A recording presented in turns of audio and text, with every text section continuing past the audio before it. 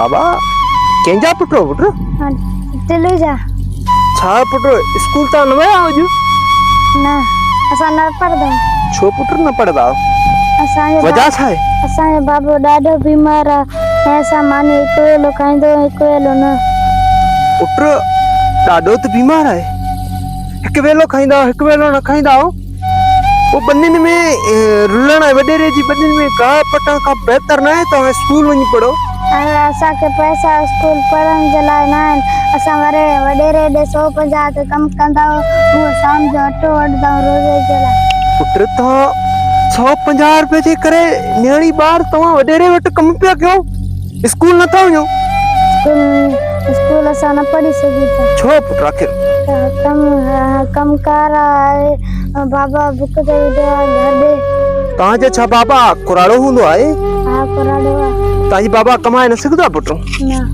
पुट मां तव्हांजी मदद करण अची वियो आहियां मां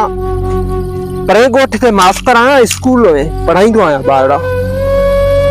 का सोचूं त तव्हां मुंहिंजे ॻोठ जा जेके ॿार आहिनि उन्हनि में पिया कमु करण था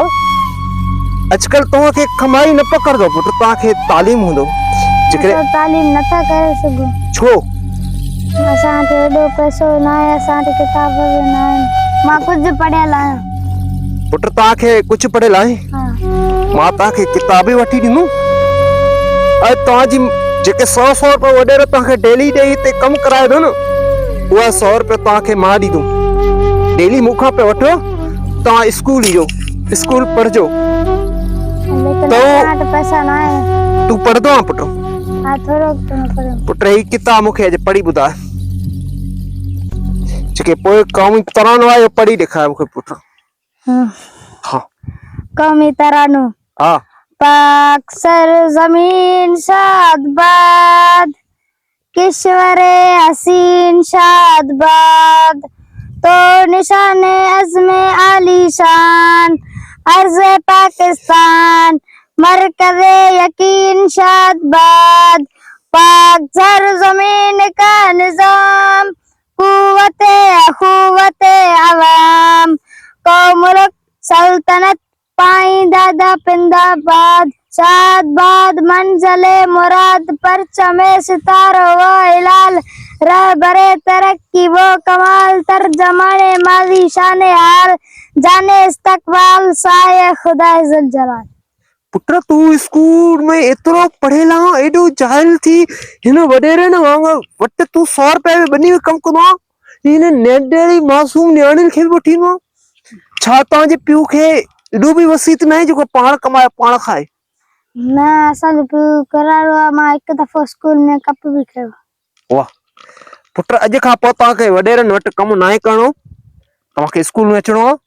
डेली तव्हां 100 रुपया वठिजो अॼु मां तव्हांखे पैसा बि ॾियां थो सो तव्हां पंहिंजे बाबा खे चइजो मां सुबुह तव्हांजे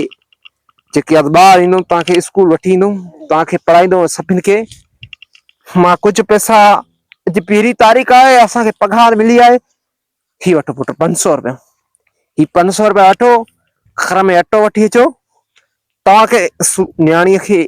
न्याणी त सित क़ुर हूंदा आहे हा हा न्याणी तव्हां बाबा तव्हां छा ईद जा कपिड़ा लटा वरिता आहिनि न चाचा असां कपिड़ा न वठी सघियासीं अटो बि घर में न आहे पुट ही तव्हांजी ख़र्ची आहे ही हिन जो अटो तव्हां घर में वठी अचो पुट ऐं सुभाणे तव्हांजे लाइ मां किताब बि वठी ईंदुमि पुट ऐं सुभाणे तव्हां ईजो स्कूल में ज़रूर तव्हांखे 100 रुपया डेली ख़र्ची बि मिलंदो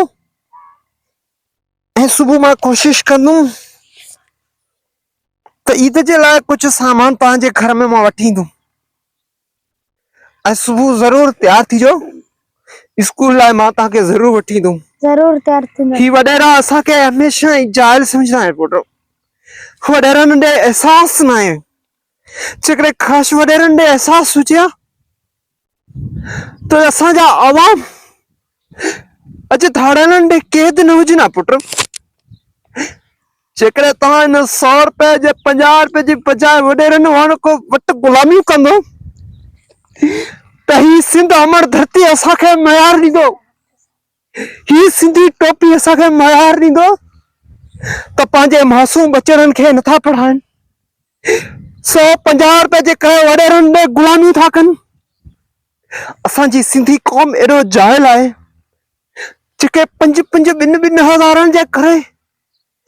असां उन्हनि खे वोट ॾींदा आहियूं। वोट खां पोइ असांखे धाड़नि खां खणाईंदा आहिनि। पुट तव्हां तालीम कंदो, तव्हांखे को नौकरी मिलंदो। जेकर तव्हांखे नौकरी न मिलियो पुट, के दुकान में, के फैक्ट्री, के कंपनी में तव्हां कमु करे सघो था। इहा वजह न आहे तव्हां वटि पैसो न आहे, तव्हांजो पीउ पोड़ो आहे त उहो घर में पियो हुजे ऐं तव्हां मज़ूरी जे लाइ निकिरो ऐं नियाणी ॿार मज़ूरी लाइ निकिरनि। न पुट न, अॼु खां पोइ तव्हांखे 100 रुपए डेली ऐं सुभाणे मां तव्हांजी ईद जी घर जी सामान सभु कुझु वठी ईंदुमि। अचो अचो त हलूं पुट। तव्हांखे पंहिंजे स्कूल, तव्हांखे किताब, ईद जा कपिड़ा ऐं लटा तव्हांखे मां वठी ॾियां थो। पर वाइदो कयो त अॼु खां पोइ तव्हांखे पढ़णो आहे। वाइदो कर बि ज़रूरु पढ़ंदो पढ़ंदासीं। ऐं तव्हांजी पीउ जी ख़र्च मां जेके सामान महीने जो हूंदो उहा मां तव्हांखे ॾींदुमि। तव्हां डेली में डेली तोखे घणो ॾींदो आहे वॾेरो? 100 रुपया। तोखे कॾहिं ॾींदो बि न, कॾहिं न ॾींदो आहे। अफ़सोस आहे अहिड़े वॾेरनि खे जेके ग़रीब गुरबा 100 रुपए ते कमाइनि था वॾेरनि जी दरनि में, वॾेरनि जी ज़मीननि में। ऐं जेके वॾेरा उन्हनि खे 100 रुपए बि न ॾींदा आहिनि, लखे रुपए खणंदा आहिनि।